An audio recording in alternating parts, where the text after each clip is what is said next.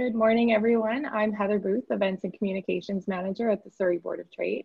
Thank you for joining us at this morning's Impact Learning Lab on how to succeed at selling remotely. If you have any questions or comments, please use the Q&A or chat functions below. We'll get to as many as we can before the session ends, but if we can't get to them, we'll be sure to respond to you after the session. And now, I'd like to introduce you to our facilitator to tell you about how to succeed at selling remotely. From Sandler Training, please welcome John Glennon. Well, good morning and thank you, Heather. Honored to be here today, broadcasting actually from our studio up in the Okanagan, where we reside, and really excited about this opportunity to be a part of the Surrey Board of Trade, which I think and everybody understands does a fantastic job. And just to tell you our quick tale that after 12 years in the Okanagan, we've now expanded down into the Lower Mainland. So being a part of the chambers and getting out there and networking and meeting a lot of you folks is definitely on our agenda. And been commuting over the Coquihalla back and forth as I get to know a lot of the folks within the business community to talk to them around sales, right? That sort of dirty word, if you will. So let's make it not a dirty word from today. So once again, I'm John Glennon, and I'm up in the Okanagan and be commuting down into the Lower Mainland on a regular basis. Just to tell you really what quickly has happened, and many of you here may have heard of Sandler Training, perhaps on the radio or through training that you may have taken in the past. We've actually been around in the Vancouver area for over 30 years. Recently, the Sandler trainer there retired from Sandler Training, left a bit of a gap. So I thought, hey, what a great time to expand in the midst of a pandemic. So we're here to talk about things that are related to sales. Obviously, the brag stats are up on the screen, and I'm not here to boast about all the successes that we have at Sandler. However, you know, I usually say to folks, if we're good enough for Harvard, perhaps we're okay for you. So we're in the Harvard Business MBA program in their curriculum. Obviously, I don't make my living off of doing free webinars, but I'm a big believer in the chambers, and I'm a big believer in giving value back. So today will not be a pitch. I will warn you, we're going to be moving pretty quickly, and I'll save the Q&A till the end, okay? Because it'll just allow us to get through the content. And hopefully you've got a pad of paper in front of you where you can write any nuggets that I might give you here today. And look, the only thing I'll ask you after today is if you saw any value, reach out, email me, connect on LinkedIn. If I didn't answer everything here today, or you just want to have a conversation or a coffee, I'd be happy to meet with you or your team next time I'm down in the Lower Mainland. Just to get started, you know, we wrote a book back in the early 80s, and I'll do an extreme close-up. It's called You Can't Teach a Kid to Ride a Bike at a Seminar. Crazy title, but it's true. So if you think about how we learn, we don't learn in 60-minute chunks, right? We might get some knowledge, we might get a better understanding, but typically anything you've done successfully in life, you've done repeatedly over time. You think about, you know, how great a skier you are, or you know, perhaps in tennis or whatever, your golf, which certainly I've got to work on after that bad display at Morgan Creek at the Surrey Board of Trade golf tournament. But I just want to make sure in the 60 minutes, I'll give you some knowledge. I might challenge you with some things that you got to start thinking about as we move into this new era of selling. But we just know that application and thorough knowledge takes time. So just want to make sure we understand that as we set the stage here today. Unfortunately, sales training's been slotted in that, you know, go take a seminar and you should be cured. You know, as a matter of fact, just being a salesperson, like, not a lot of certification there. Yet at Sandler, we fundamentally believe that there is a path to certify salespeople. So my offer to you after today is, if you follow that link, you can have unlimited access to our free site, which has got podcasts, white papers, advance notice on books, research around anything that's related to sales. We'll provide this PowerPoint after our session today, but that's the link you can go get it free. You know, we've basically opened up the doors during this pandemic and said, you know, we really got to help business owners and folks get through this, because the economy really is the entrepreneurs and selling things at the end of the day, right? Nothing really happens till we sell something, if you really think about that. So thanks for being here. There's my special offer to you. So just to warm up in the chat, I know we're all webinar experts here today. If you could just do me a favor into the chat, is just type in the favorite thing that you did this summer. The favorite thing that you did this summer. I just like to warm up with the chat, because we'll be using the chat a little bit. Camping, all right, I love it. Wine tasting, Monique, awesome. I hope you came up to the Okanagan. Wow, Surjit came as well, wine tasting. I love it. And you know, anything else you did in the summer there, perhaps you stayed home and binged on Netflix. I'm totally cool with that. Perhaps you never got out of your track pants for the last 60 days. Totally cool with that. Being out on the boat, I love it. You know, just to make sure that we understand today, like, I'm really a big believer in participation, right? So just as I ask in the chat, we're all in here together, and obviously it would just help me understand where we want to go with some of the content today. So thank you very much. Caught up on reading some books. I love that. That's awesome.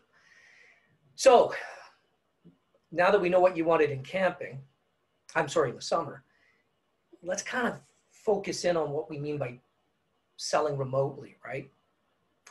If you don't mind in the chat, could you just type in one thing you're struggling with when it comes to selling remotely? Is it prospecting? Is it qualifying?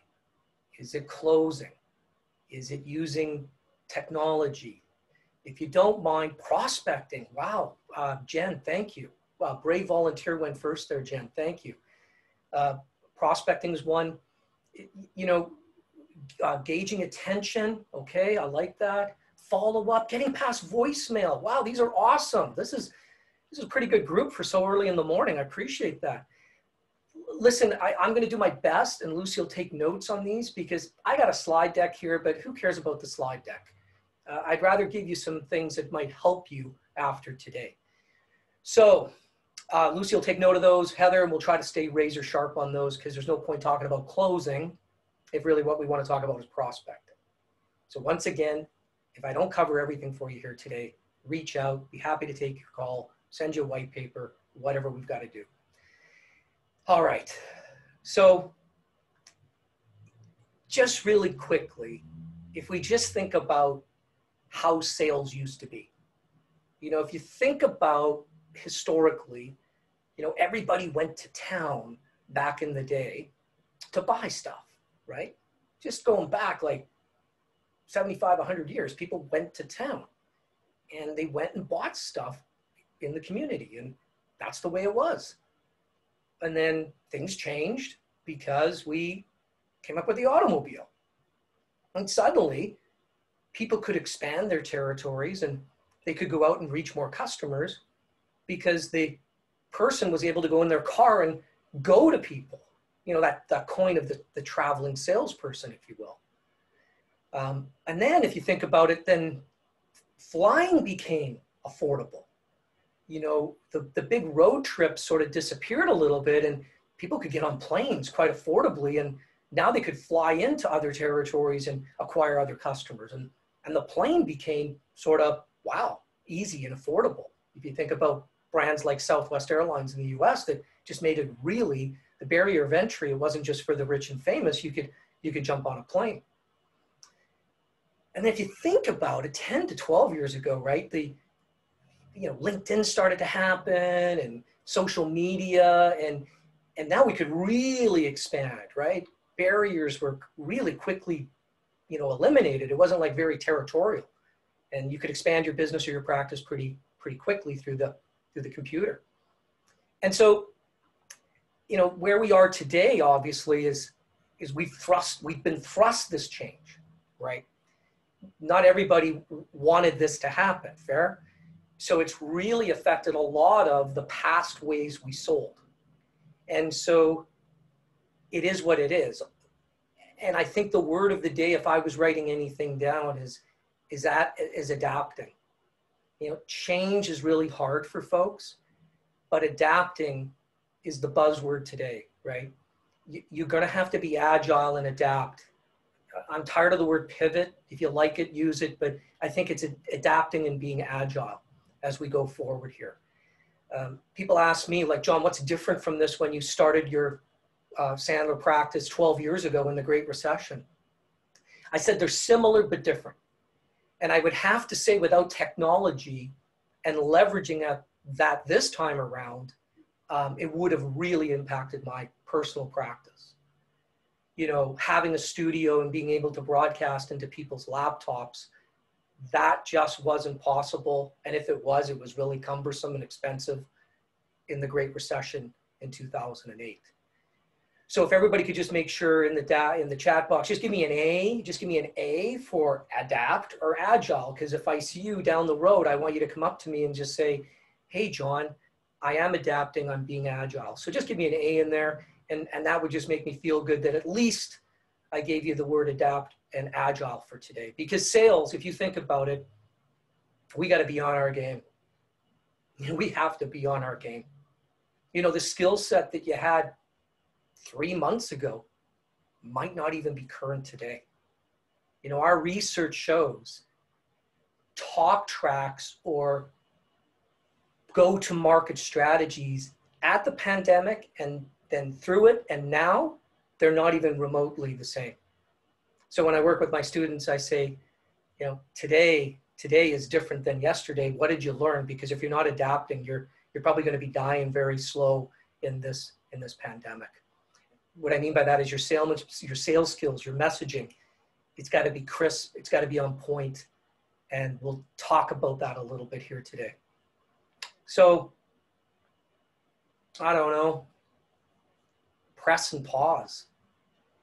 Look at the stuff on the screen there. Is anybody bummed out that they can't do some of that anymore? Just give me a yeah, or give me a Y for yeah. You might be bummed out that you can't do some of that anymore. Give me a Y or a yes if you're bummed out that you're not going on as many lunch meetings. Maybe you're bummed out that you're not going to a lot of event marketing and miss the lunch meetings. Julian, I love it. Yeah, me too. It's just like, wow, right? The great chamber networking events and going to those and maybe doing some sales meetings and trade shows. I think we got a choice, right? We can just sit around and hope and pray this comes back. And I do, you know, or we can just deal with the reality that it's here. And, you know, just longing for those things, I get it, but we're going to have to move. And we're going to have to move forward and be a little stronger with the ones over there on the other side of the screen. So I just would say, if you're writing things down, you know, sales is pretty simple, right? There's only 3 things in sales, right? Write them down. It's really simple. It's prospecting, it's qualifying, and it's closing, right? They're sort of like the trinity, the 3 big things. Now, I get it. We got to go down different rabbit holes around those. I said sales is relatively simple. I didn't say it was easy. Make sure you get that down. You know, what people think we do is absolutely not what we do. You know, a lot of your friends think, oh, you just go to, you know, lunches all day. And no, most of the time I'm on a roller coaster of trying to keep clients happy and find new ones, if you think about it. But what the public perception is of salespeople positively is that we don't actually do anything, or you could take that negatively. Or a lot of times they've been victims of bad salespeople, so we get slotted into that bad category. You know, at Sandler, we believe it's a noble profession, but if you act and behave like the traditional salesperson, you're probably going to be treated like that salesperson. So we want to be very contrarian in our approach. So anything I give you here today, you might say, wow, I don't know if I would do that. And I'm going to say, well, that's okay. How would you like to do it? So if you're writing anything down today, folks, it's intent over content. You know, there's 2 tents I live in, content and intent. So please don't throw tomatoes at me if you don't like my Okanagan accent. It's really about what am I trying to get you to do is the intention, the words you pick and how you get there, that's totally okay. You know, when we go to the Lower Mainland, Lucy likes to go through Kelowna. She likes to go through in case we want to stop, grab a coffee. I like to go via Kamloops because we live in Vernon. Doesn't really matter which way we go as long as we safely arrive at the Lower Mainland.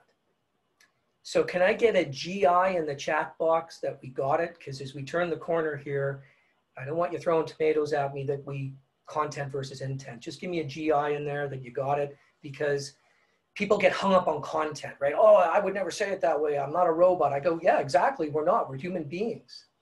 But what was the intention I was driving at? Okay, let's get into some content here. Listen, I think a lot of times we really got to step back and put ourselves in the buyer's shoes, right? And salespeople tell me this, but then they don't really demonstrate it.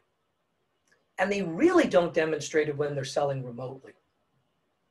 So if there's anything I would encourage you to think about here, is slow down the sale to speed up the sale. You know, people don't run around going, I got sold a car today. I got sold a house today. I got sold a TV. I got sold some printing. We just don't do that. We say, hey, I bought a patio set. Hey, I bought a car. So I think one thing we got to start thinking about, it's not how I want to sell. It's how do I connect to find out how the buyer buys. I know I'm going to drive you crazy with the got it in the chat box. I told you we'd be moving, but could everybody just give me a GI in the chat box? Start thinking about how the buyer buys and not how you want to sell. That might be contrarian to many of you. It might be common sense to many people. The problem with common sense is it's really uncommon these days. So what I find when people are adjusting to selling remotely, they're rushing it way too quickly.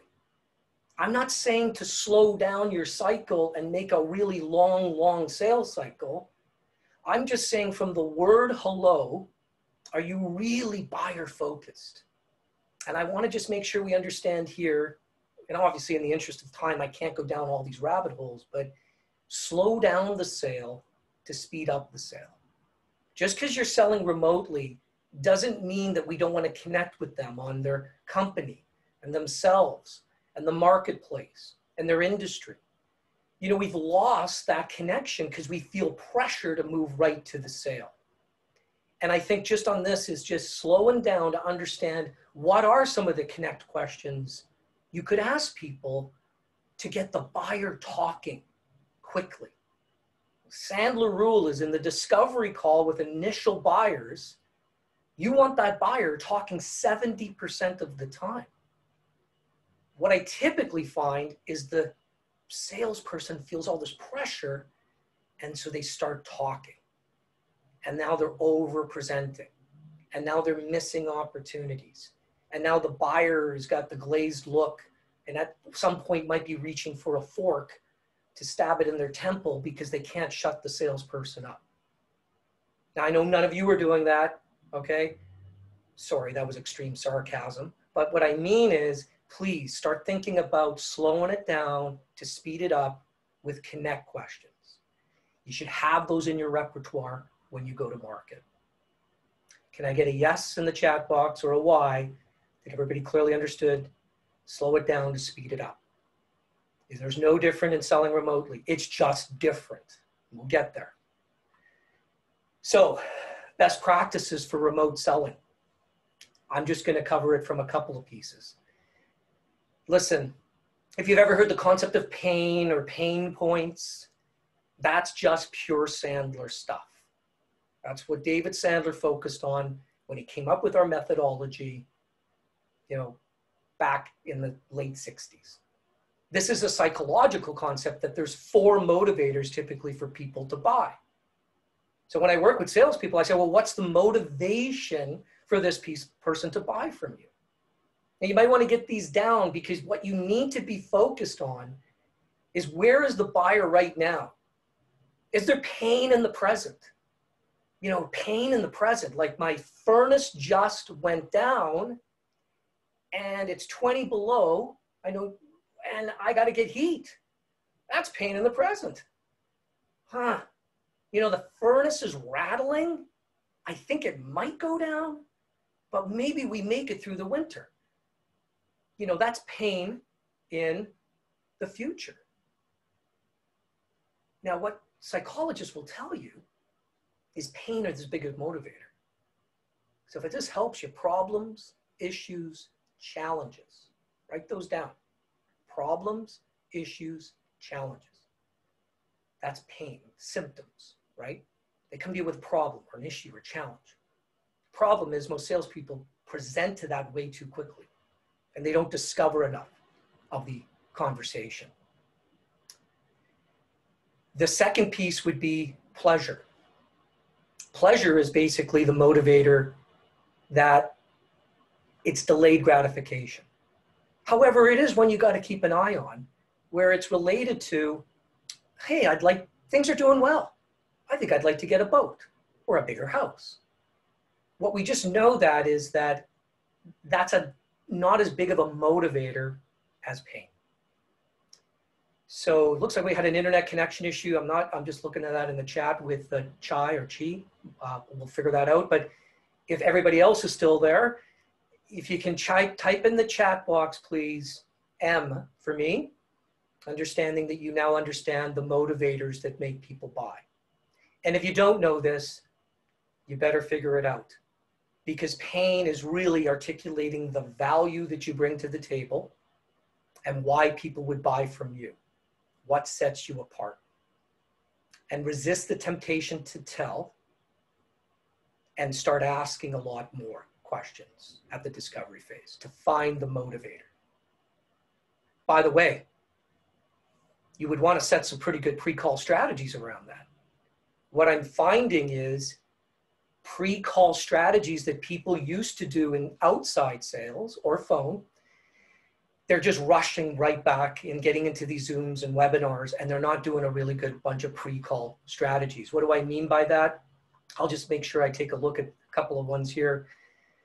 If you're going to use any sort of online platform, these are the 6 things that we're finding that are really, you got to get on, right? You know, bandwidth is so cheap now, dedicated and plugged in. Encourage your prospect to do the same versus inconsistent Wi-Fi connections that could just kill the meeting or the presentation. You know, another good best practice is using your calendar in some way, shape, form to confirm the meeting and the attendance for that, which Surrey Board of Trade does a great job. I got a reminder an hour before. Number 3, listen, it's not funny anymore to have your dog barking and your kids hanging off the chandelier while you're in a meeting. That was kind of cool and funny till about April 15th. By the way, I'm not here to tell you maybe what you want to hear. I'm here to tell you what you need to hear is get rid of those distractions that people don't want them.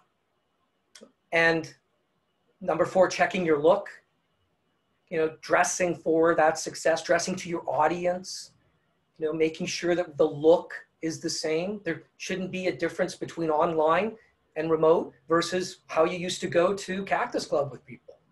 So we need to amp up this game. And making sure that video is enabled and used, okay?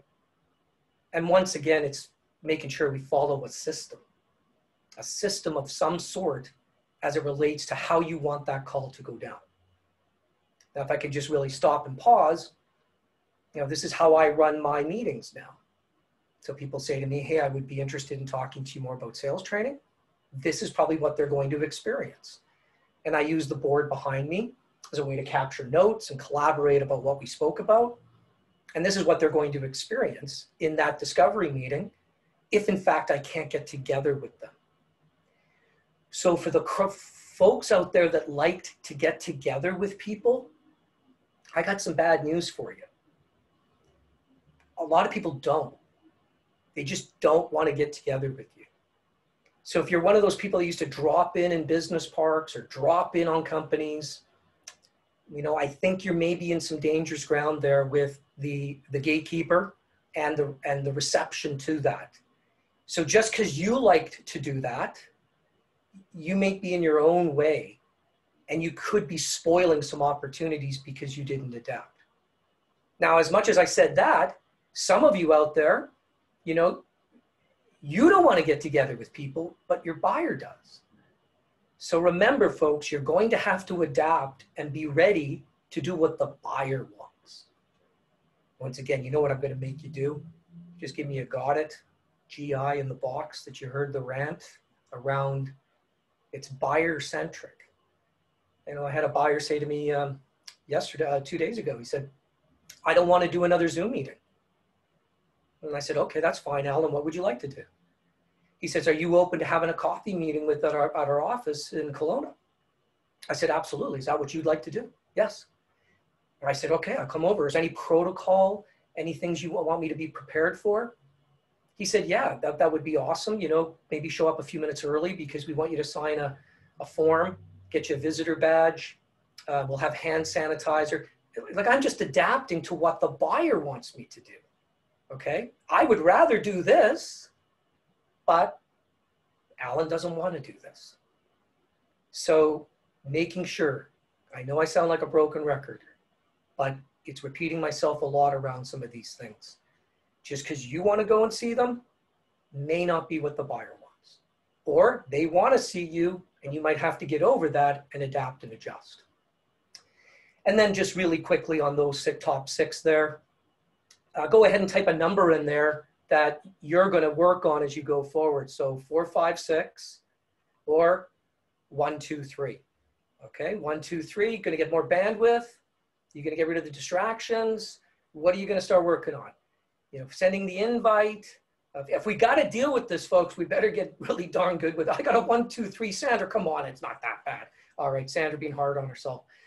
All right, hey, listen, this is where I just catch my breath and just get a water break. So really quickly, go ahead and take a sip all together because we can do that. And then I just get to boast a little bit.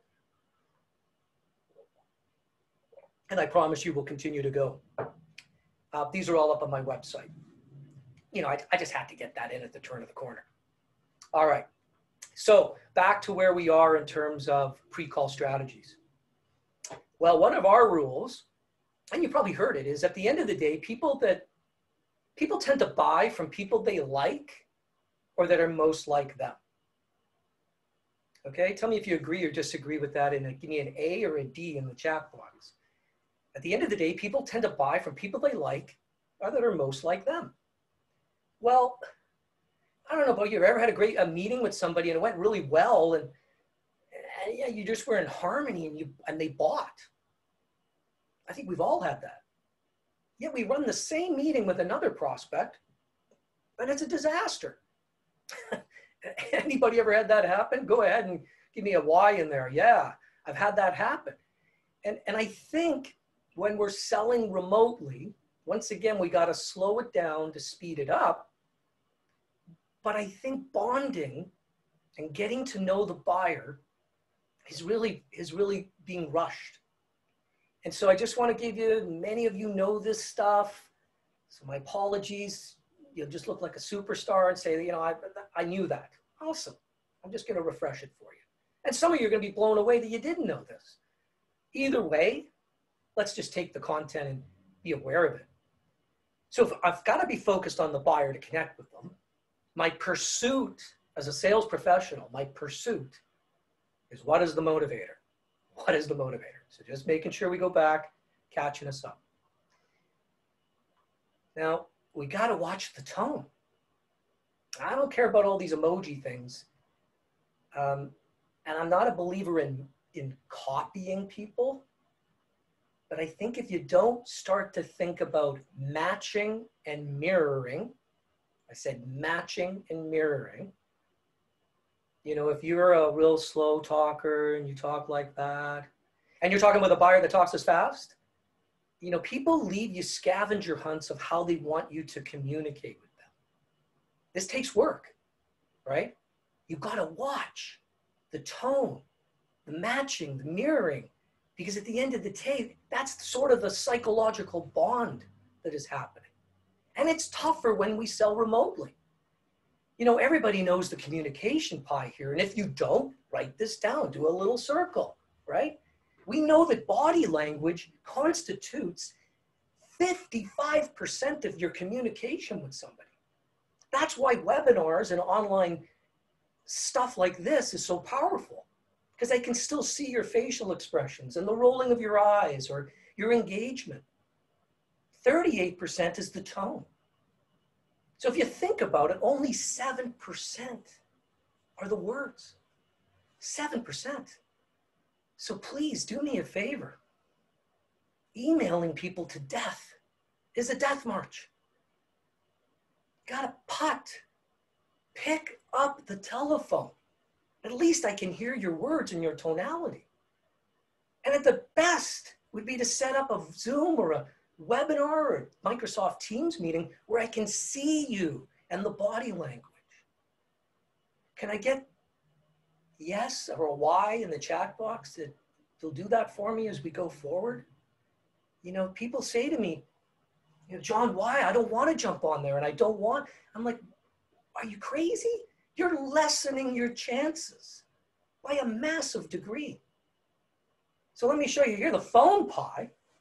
The phone pie, for those of us that have got to get on the phone and call people, this one's even more depressing. It's 70% tone and 30% words. You have got to be a pro on the phone. If you don't adapt quickly into that, you're going to be in serious trouble.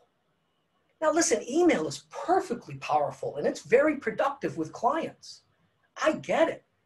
But after 3 emails, if something is being lost in translation, would you please do me a favor and just putt?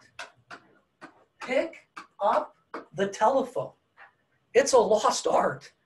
At the very least, I can convey my point with better tone and volume, but it's a lost art these days. Once again, email is totally productive. I'm an email assassin. Just ask Heather. Ask anybody at the Surrey Board of Trade. I love email. And I love it when we can just do that. It's quick and efficient. But if something goes awry after 3 emails, I can continue to do that and aggravate the client, or I could putt. So let's just have a nice moment here. We're at 9:33. Can everybody type in the chat box, putt? And not like my horrible putting that you might have witnessed at Morgan Creek at the tournament. I got to work on that putt too. But do me a favor, if I see you around Surrey or anywhere in the Lower Mainland, and a Starbucks is typically where I like to hang out, just come on up to me and go, Glennon, putt, putt. And we'll all be in this together, okay? Because too many people are defaulting to what they like to do, and it could be aggravating the buyer. Once again, I'm focused on the buyer. I'm watching the scavenger hunt that they're leaving for me. Next stop, just on bonding. Many of you out there know what DISC is. Personality types. You know, they're out there everywhere. You can buy them at Walmart, Superstore. Please, in the chat box, if you're familiar with personality types, give me a Y, a yes. Or if you're not, give me an N for no. It'll just give me an idea of the flavor.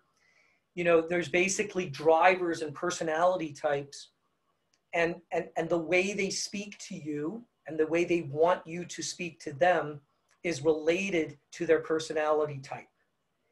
If you want to find out more about that and how we use that at Sandler, just reach out. We run this every quarter. We run a workshop where you get your personality type and we talk about how you're going to have to adapt when you sell to different personality types.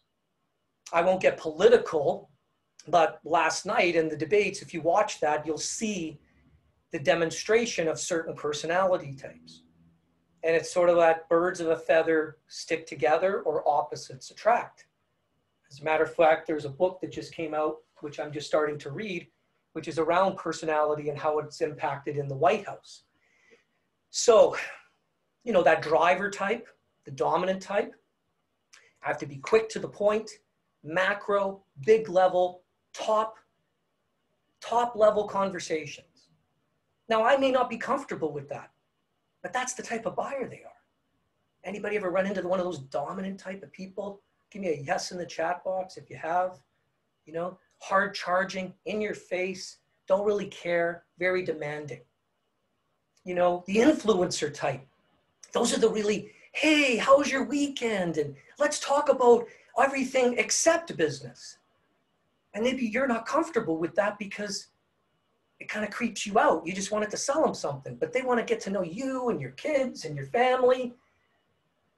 I got to adapt, right? I might have to spend 5 minutes in the Zoom meeting, pre-meeting, just saying, how was your weekend?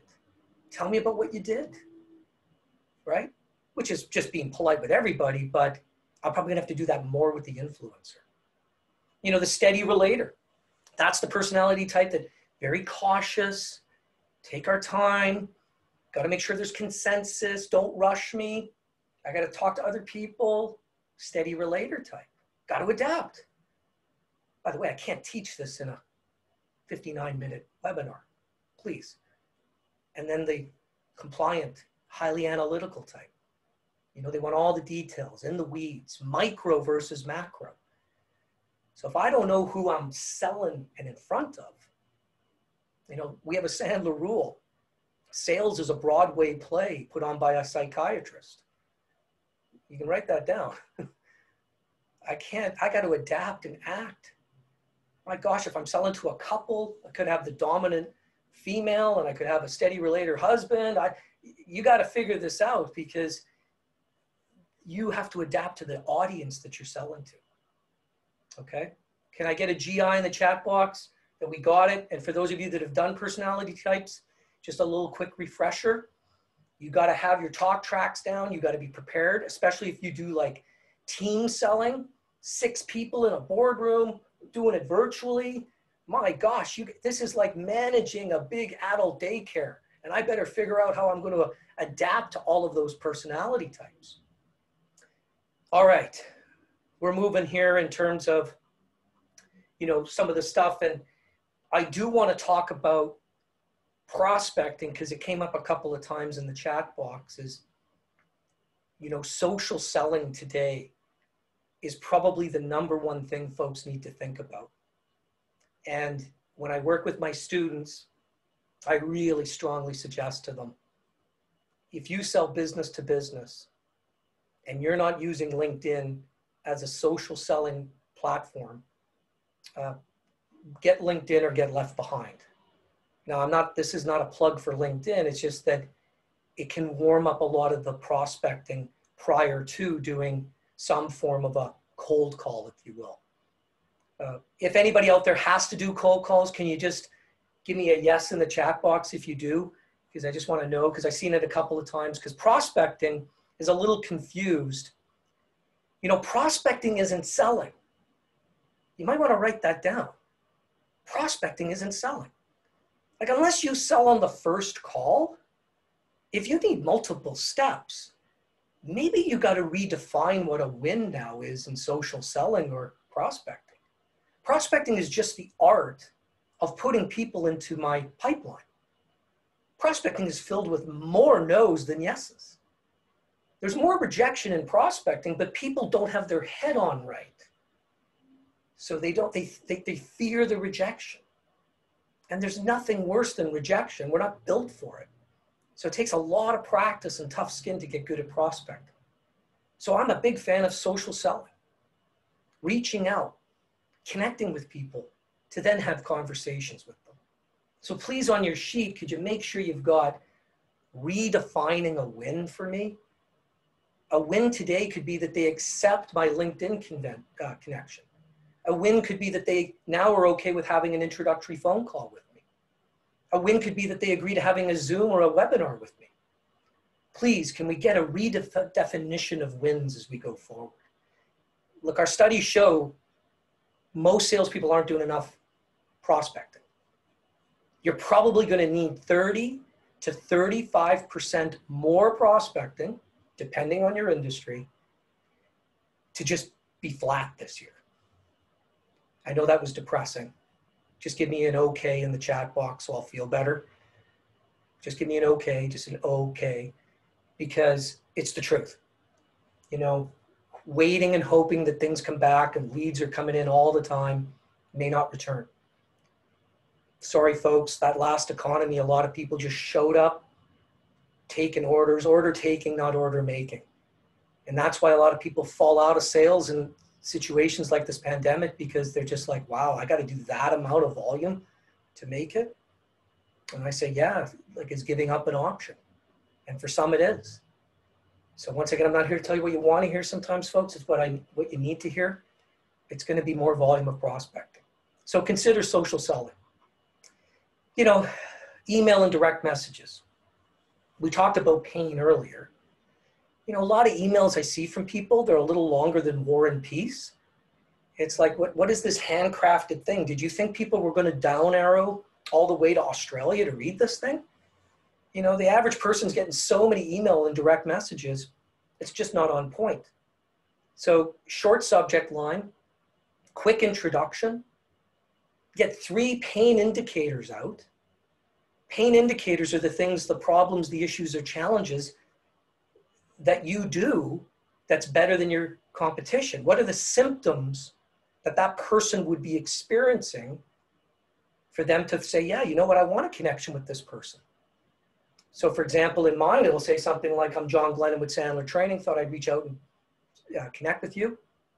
Would you accept the connection? Yes, boom. Then I do my, hey, great to connect with you. Not sure if you're running into any of these pains.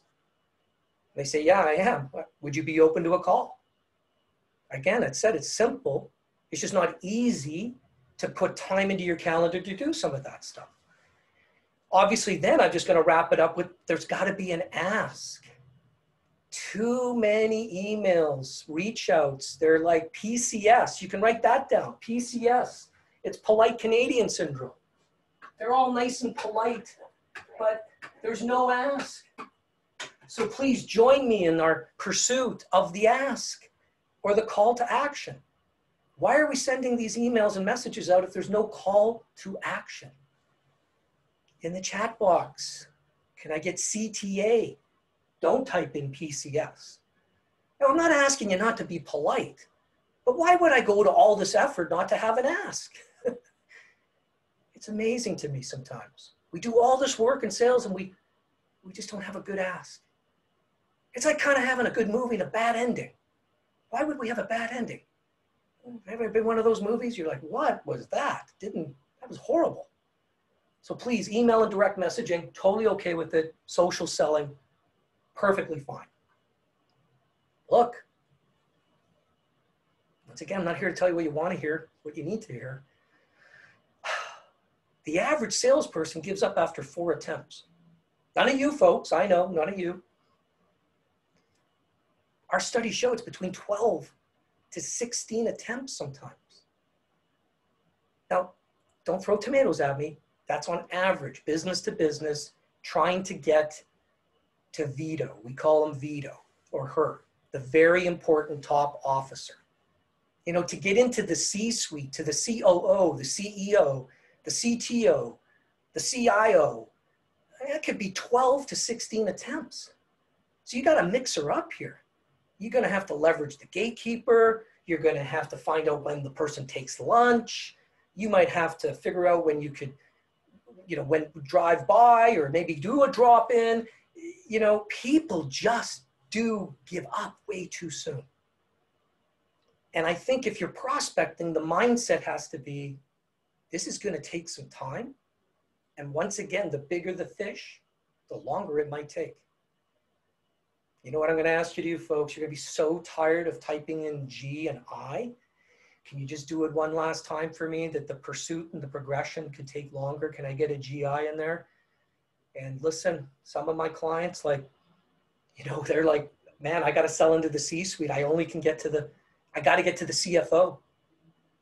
And it's like the CFO could be tough to get to. And I'm like, yeah, well, you're going to have to use different strategies and tactics. You know, be nice to the gatekeeper. I love gatekeepers. They're awesome. But most salespeople trample on them. They trample them. I need to speak to the person in charge of whippity whaps. She's like, really? Oh, that's really nice. I guess, no, he's not in. What's this all about? And you're done. So be nice to the gatekeeper, right? Be nice and polite. That's where you use your polite Canadian. The gatekeeper can be your best friend. Would you just get the person's name and start to bond with her? man, it's going to take you 12 to 16 times to get to veto anyways. We might as well get to know the gatekeeper. Can we make sure we get a yeah in the chat box that we'll be nice to the gatekeeper? Yes, we'll be nice to the gatekeeper. All right, if I see you around, you're going to walk up to me and you're going to go, John, Pat, right? I'm going to say to you, okay, have you been nice to the gatekeeper, right? And do you have a CTA? Come on, okay? All right, so pre-call checklist. Wanted to give you a couple last things before. Look, selling remotely now, I just don't understand why we don't do a pre-call checklist. I don't know about you, back in my past, it was the woulda, shoulda, coulda debrief. Ever remember those days? Worse if your sales manager came on a call with you. Anybody been the victim of that one? We used to call those four-legged calls. Anybody? Give me in the chat box if, yeah, give me a why, if you understand what I mean. The woulda, shoulda, coulda is the debrief. And it's crazy to me that we don't pre-rehearse. You know, we all know U2 and AC/DC and whatever band you love, they come to Vancouver and they just don't show up on the stage. They rehearse for a couple of weeks and then they go on tour. Yet it horrifies me that I find salespeople, their pre-call debrief is a sip of a double-double and perhaps a Tic Tac or a Juicy Fruit. They don't even plan. Imagine getting on a flight and the pilot didn't run through their pre-call checklist. I love it when they say that up front. Sorry, folks, we're a little late here, but we're doing our pre-check. Love it. Love it that they're doing the pre-check.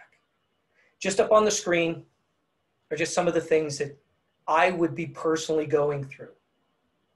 What am I trying to accomplish? Have I set up what I'm going to ask? What do I think that they're going to ask me? Am I prepared for that? What's the one question I hope they don't ask, but if they ask it, I've got it ready to go. Like whether you watched the debates or not last night, I'm thinking they did a little rehearsal, right? So that they're prepared. Doesn't mean it goes well, but I'm prepared. So can I once again, you know my favorite two keys. Can I get a G and an I in the chat box? We're going to have pre-call checklist, please. I don't care if it's a first call, second call, Zoom call. Please go through it. And if you're working with your manager, go through it. What do we want to make sure? Because I'll tell you what, the post-call checklist should match to the pre-call, right? A good pre-call, we should have a good show. And we should come out of that being able to answer some of these questions. Remember, a great sales call initially, first call, discovery call, whatever you want to call it, you know, it should be 70-30. You should be the doctor of discovery, bonding with them, asking a lot of great questions, seeing if there's value there. You know, the minute you open your mouth after when you walk in and they say, show me what you got. The minute you start talking there, we're in serious trouble. So I would rather invest on a pre-call to make this post-call a lot more easy. This prohibits or prevents a lot of the woulda, shoulda, coulda. You know, to this day, and I've been selling a while, I don't go anywhere without my pre-call. Would you do me a favor, please? After every call, when you do a post call, just get a lessons learned. Just get a lesson learned. What did I learn in that call that I'm not going to do on the next call? How am I going to be better? Did I talk too much? I didn't take notes well. I think I rushed the ending. I didn't actually ask them to make a decision. Look, we're not all perfect, including me, but I'm always striving for a lesson learned. You know my favorite two keys. Give me, but I'm changing it up. Give me an A that you agree that you'll do a lesson learned for me as we go forward. Agree. Pre-call, post-call, okay? And you'll get the slide deck after today, so don't worry about writing all the stuff down. We're just going to give it all to you. And I want to make sure that as we conclude, and I'll take some Q&A here, think about when you're doing a post-call, never leave a meeting without a commitment. Follow-up is the killer to most salespeople in this new economy. So they run a great meeting, they get to the end, and it sounds something like, well, I'll leave it with you. If you have any questions, you know where to reach me. Or, yeah, call me anytime. Or I'll follow up with you in a couple of weeks. And you were right there in front of the person and you had a fantastic meeting and you couldn't pick out your phone and say, hey, should we pick this up in a week? Do we want to book that now? It's amazing to me that we leave a meeting where we had a great meeting to then have follow-up and chase people. And now we start this whole cycle. I know none of you are doing that out there, but it's usually a sign of polite Canadian syndrome that we leave at the end without a commitment or a call to action. So please just join me. I don't want you to be pushy. I just want you to ask people to make a commitment. By the way, they might say, you know what? I don't want to move forward. I'm happy with my current supplier. I've enjoyed today's meeting, but I don't want to go further. That's okay too, okay? But please get an answer at the meeting, whether it's a commitment to go forward, book it, or if it's a commitment to part company, no harm, no foul. Just sort of like what I'm doing today to folks, right? Some of you will reach out, some of you won't, and that's okay. But I did ask you to make that decision.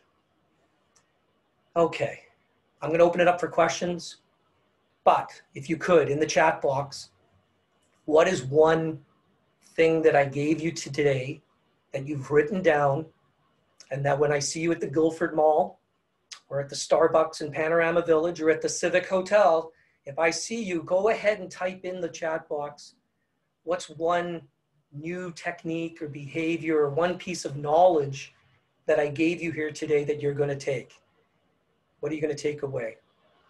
We got questions coming in. I'll take those in a second, but PUT, oh wow, Jen, PUT, Julian, PUT. Okay. Any other lessons learned in there would be awesome. Wow, we got a trifactor on PUT. PSC syndrome from Jen. Love it, Jen, love it. Always have an ask. Thank you, Sergeet, I appreciate that. Always have an ask. I'll take the questions in a second. If you're sticking around to ask them and we'll do an exchange, I'm good here to do that till just up until 10 o'clock. Listen, if you have any questions after today, reach out. There's our email address. I know I pitched on LinkedIn. We actually wrote a book on the best practices of LinkedIn. Just simply reach out to us. We'd be happy to send you. It's an ebook. There are good and bad practices on LinkedIn, so don't be a bad person. Get the book from us. We'd be happy to help you with that. There's the offer. Once again, if you want to join up on the podcast webinar, if you thought there was any value here today, hit me up. We'd be happy to come over and meet with you or do a Zoom meeting to talk about you or your team and how we can help them. If you want to see me live in action with real live students, come on in and crash a class with us. We've got students from the Lower Mainland now working with us. We've got students in Kamloops, the Kootenays. We got a one big team of BC people. Feel free to hit us up. You can come into a live class and experience what we do on a regular basis with our students. And once again, if we need to speak or meet, just hit me up. We can have a further discussion. Once again, thanks for your investment for the last 57 minutes to spend with us. I'll stop talking now and I'll take any of the Q&A. So if Heather or Lucy can assist me if I missed any, or if people want to unmute, feel free to ask any questions you've got at this point. I'll take those now for the next 6-7 minutes. So what do we have in the chat box or questions out there from folks? Okay, John, our first question. What if the buyer agrees verbally to get the service, but when you present a service agreement or contract, he or she declines and never answers your calls anymore? Tried phoning several times and sent an email, but still no response. Wow, tough one. Yeah, good crowd here, right? So I'm going to say something and then don't throw tomatoes at me. Buyers are liars until proven otherwise. So those ones suck. My advice to you would be 3 voicemails, 3 emails to find out why they're ghosting you. If you want to reach out to me, whoever that person is, I'd be happy to give you the sequence of what those sound like. Once again, we have everything templated here. So our pursuit on ghosting would be, it's a sequence of 3 voicemails spread out and 3 emails through there. Unfortunately, I can't make people buy from me. So you have to be okay with, after those 6 attempts, it might be over. Okay, I don't know if that answers it 100%, but whoever that person is, reach out. If you want the 3 voicemails and the 3 emails, I got them for you, okay? But you got to be prepared that it might be a no, okay? Does that help? Next question. I think so. Okay. The next question, with COVID, companies have budget cuts or policies that are new barricades preventing us from selling. What would you suggest on an approach? I see it as relationship building, but would love to hear your thoughts. That's a great one. Who's that from? Jillian. Jillian. Yeah, that's reality. So our studies showed at the pandemic, Jillian, up to 70% of purchases were delayed. So they were not pulling the trigger. So the budget step's a really tough step in the pandemic. We're showing now that that's reducing, so people are starting to open up the purse strings again. However, if it's been cut and they will no longer spend it, that's a real issue in terms of the budget. Techniques around that would be to figure out and find out, has it been eliminated or has it been deferred? And Jillian, just for you, there's only 4 things I'm looking for on a sales call. I'm looking for a yes, that we're continuing to move. I'm looking for a no, that either they don't want to move forward or I don't want to move forward with them. I'll repeat, I may not want to move forward with them. But to your point there in the relationship building, I want you to write down a clear future. So if there's an obstacle they want to buy from me, we might have to modify the budget. We might have to modify the date or the timing. Take a clear future. A clear future is not a think it over. A clear future is they're saying, Jillian, I want to work with you, but it's going to take a couple of months to get this through finance. I'll take that. That's a clear future. Not, call me in 6 months. That's just called a slow no. So hopefully that helps you. I always look for, is the buyer showing that they want to buy from me? And take a clear future. Everybody out there is probably asking what the 4th thing is. It's always get a lesson learned on every sales call. So a yes, a no, a clear future, lesson learned, always. Hopefully that helps you, Jillian. All right, we've got one more question here. Okay. Is there a way to replicate how you would read body language or that in-person connection via Zoom? I feel like charisma is compromised in this format. Oh, who is that? That is awesome. That is Surjeet. Surjeet, oh, man, that's why face-to-face and boardroom is so critical to body language. It is so much tougher to do this and keep an eye on body language and eyes and stuff like that. One of the things I just do, which I didn't do today because we're an hour and that's all good. It's more of a presentation. I'll go around and just say, hey, could everybody introduce themselves to me? And then I put the camera on speaker view. So I can look for things maybe in the background, family pictures, sports, whatever there's there. I'm just looking for whatever I can get off the person to do a quick introduction, especially if you're doing selling where there might be 4 or 5 people on the Zoom. So just try to go around and introduce people and look for the scavenger hunt of what you can pick up on clues. And I'm not going to lie, it is definitely tougher than when I'm in a boardroom and I can play off those clues. Just do your best as much as possible with an intro at the beginning of the Zoom. All right, well, I think that's the end of the questions. So thank you, John, so much. And everyone, John will be back with us next week on October 8th for part 2 of our mini series to speak on selling in times of uncertainty. So be sure to register online at businessinsurrey.com. I'm also going to mention, because it sounds like everybody's really wanting to build some connections, we are hosting networking, virtual networking, the same day, so networking at noon, so be sure to join us for that as well. Later today, you will receive a link to the recording as well as John's contact information and the slide deck if you'd like to reach out to him directly. And with that, make it a great business day, everyone.